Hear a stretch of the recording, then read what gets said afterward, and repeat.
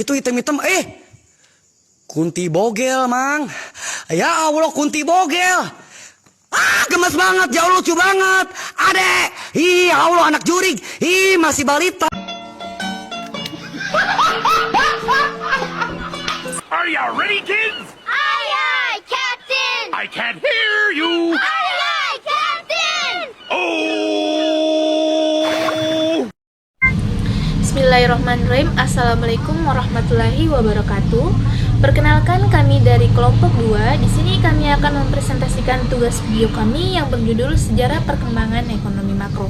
Sebelum itu, izinkan saya memperkenalkan diri saya dan teman-teman kelompok saya terlebih dahulu. Perkenalkan, nama saya Fadlianti selaku moderator. Dan pemateri pertama ada Nur Faika, pemateri kedua ada Suryani, dan pemateri terakhir ada Adi Makfira Anugrah.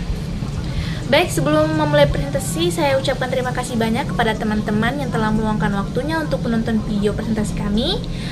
Baik, tanpa basa-basi, silahkan simak video presentasi kami.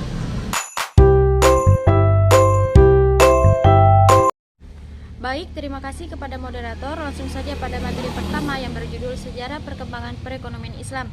Ekonomi Islam mengalami perkembangan dan kemajuan yang pesat setelah berdirinya Islamic Development Bank atau biasa kita singkat dengan IDB di Jeddah pada tahun 1975. Hal ini mampu menarik perhatian dan mempengaruhi peta pemikiran praktik keuangan global secara signifikan. Diskursus dan praktik ekonomi Islam mampu memikat kalangan akademisi, profesional maupun praktisi yang berkecimpung dalam perekonomian pada level internasional. Kajian-kajian tentang ekonomi dan keuangan Islam berkembang bukan saja di negara-negara mayoritas muslim, tetapi juga merambah hingga ke negara-negara barat. Kemudian, ekonomi Islam secara formal di Indonesia ditandai dengan berdirinya Bank Muamalat Indonesia atau biasa kita singkat dengan BMI pada tahun 1992 berdasarkan Undang-Undang Nomor 7 Tahun 1992. Adapun isu mengenai ekonomi Islam relatif terlambat masuk, namun ada antusiasme yang kuat untuk mempelajarinya. Perkembangan kajian ilmiah di Indonesia sangat beragam dan dinamis karena telah melibatkan perguruan tinggi, negeri dan swasta, baik yang dimiliki umat Islam maupun non-muslim. Menurut data majalah Sharing per April 2009, terdapat 52 perguruan tinggi yang mengajarkan ekonomi Islam di bawah Departemen Agama maupun Kemenristek. Sejarah perkembangan ekonomi makro. Pada awalnya, studi ekonomi makro lebih dikenal sebagai studi ekonomi moneter dan teori siklus bisnis. Teori moneter bersumber pada studi-studi teori kuantitas uang-uang yang menjelaskan hubungan sebab akibat antara perubahan uang beredar dan perubahan output serta tingkat harga umum atau inflasi. Perdebatannya mempertanyakan apakah perubahan jumlah uang beredar yang menyebabkan perubahan output dan tingkat harga atau sebaliknya, perubahan output dan tingkat harga yang menyebabkan perubahan jumlah uang beredar. Kedua, era 1990-an menuju kesatuan pendapat. Meskipun sejarah ekonomi makro selalu diwarnai perdebatan pendapat periode 1990-an, ditandai oleh beberapa konsensus pemikiran ekonomi makro. Konsensus ini sendiri memiliki manfaat praktis bagi pengelolaan kebijakan stabilisasi ekonomi makro. Pada tahun 1997, 5 tokoh ternama dalam ilmu ekonomi makro merumuskan prinsip-prinsip utama ilmu ekonomi makro yang bisa diterima oleh berbagai aliran utama ekonomi makro. Berikut rangkuman beberapa konsensus ekonomi makro tersebut. Yang pertama, dalam jangka panjang ekonomi akan tumbuh mengikuti pertumbuhan alamiah.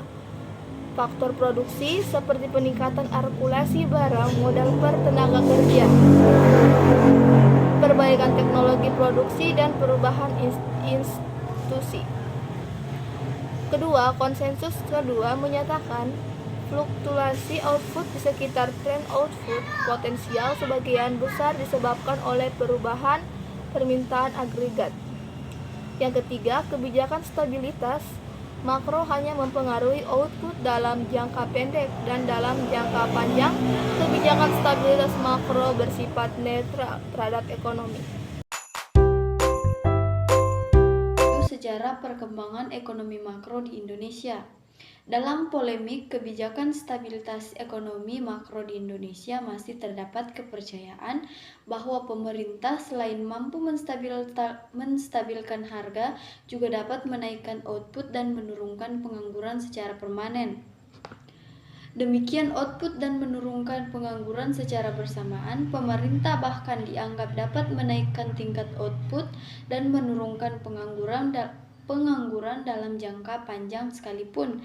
Namun pengalaman negara maju yang melahirkan konsensus makro di atas menyanggah kepercayaan bahwa kebijakan makro dapat menaikkan output dan menurunkan pengangguran dalam jangka panjang. Pengalaman pasca krisis 1998 sendiri menunjukkan bahwa fluktuasi sektor moneter ternyata tidak diikuti fluktuasi sektor real. Setelah output kembali menjadi positif pada 1999, selanjutnya output diperkirakan tumbuh rata-rata 3% per tahun dalam inflasi sekitar 10% per tahun. Dapat diduga bahwa pertumbuhan ekonomi yang tidak kunjung membaik sekarang ini bukan dikarenakan kurangnya stimulus atau moneter, tapi lebih dikarenakan tidak adanya reformasi sektor real yang berarti. Nah, pembuatan kebijakan ekonomi Indonesia harus belajar dari konsensus ekonomi makro di atas, bahwa pertumbuhan ekonomi yang stabil dalam jangka panjang bersumber dari perkembangan alami, sektor real seperti inovasi teknologi produksi dan perubahan institusi, kebijakan makro, fiskal, dan moneter, hanyalah menyelesaikan jangka pendek yang tidak ada manfaatnya tanpa reformasi sektor ini. Tabrak masuk, rapper kampung tabrak masuk. Meski jauh jarak pandang, coba sedikit mengamuk. Kuciptakan lirikan beat, secepat kilat tapi tak sempit. Berdiri tegar walaupun sulit, tak mampu bersaing silakan pamit. Ya, oke gas, tambah 2 torang gas.